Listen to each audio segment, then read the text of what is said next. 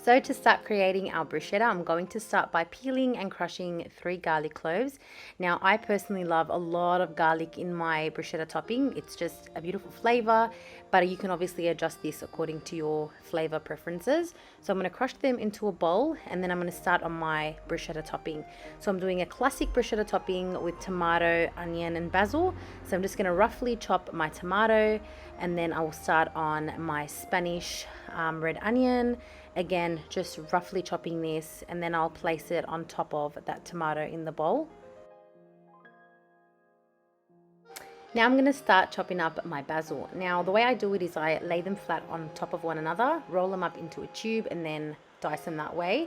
Try your best not to go over chopping the basil too much. You don't want to bruise the leaves. You want to keep that flavor nice and fragrant. So now I'm going to go ahead and create the garlic infused olive oil. This is what we're going to brush the bread with before it goes into the oven. So I've just crushed 1 garlic into a little bowl, and then I'm going to top it with some olive oil, give it a good mix, and this will be what we'll brush the bread with. Now here I have a baguette that I'm just going to cut up and place on a lined baking tray. I'm obviously going to use that beautiful garlic infused olive oil that we created and brush that over the bread and place in the oven and toast for around 8 minutes until they're nice and golden and crispy. Now with my topping, I'm going to go ahead and just season it with salt and pepper, give it a good mix, and then pop my bread back out of the oven, and they are ready to be topped with that beautiful bruschetta topping.